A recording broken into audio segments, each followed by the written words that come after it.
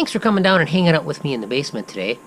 How did I fix this Lionel number 600 Katie switcher from 1955 with a notepad? I mean, how is that possible? And what did I fix? This engine has been through a lot of trauma over the years, and I've got it buttoned up. There's going to be a full-length video on this engine, which I will link into this video probably in a week or so. But to say the least, it required a lot of work. But problem I was having is it would not run. It would run smoothly in one direction, then just really growly and grousey in the other direction. Let me demonstrate it for you here.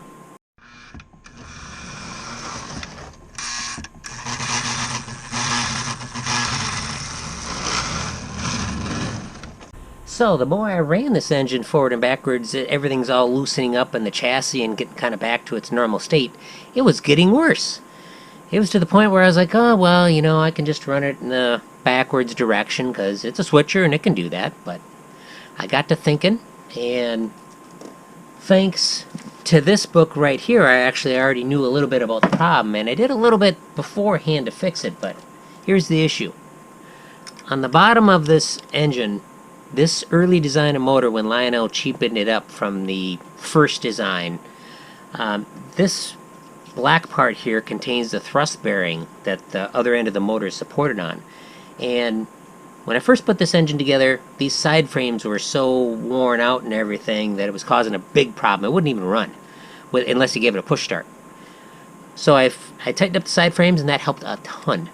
But just in running it back and forth, just a few times on the layout, this little block would just slide just a little bit up and down, a little bit sideways. So it's like, wow, that's pretty crazy.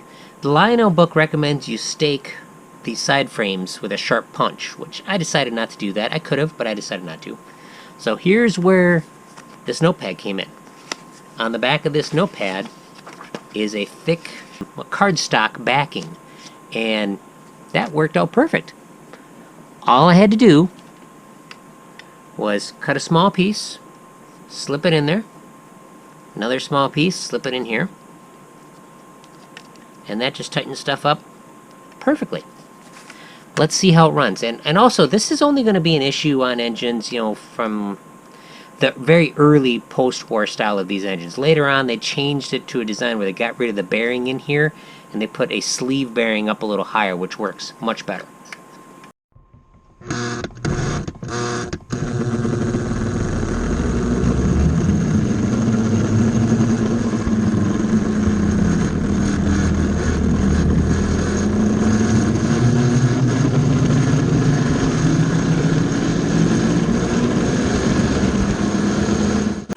And that's pretty much it. It's just looking for different solutions and keeping an open mind about fixing stuff, because I really didn't think that much play would cause an issue, but obviously it did. I hope you like the next video I've got picked out for you.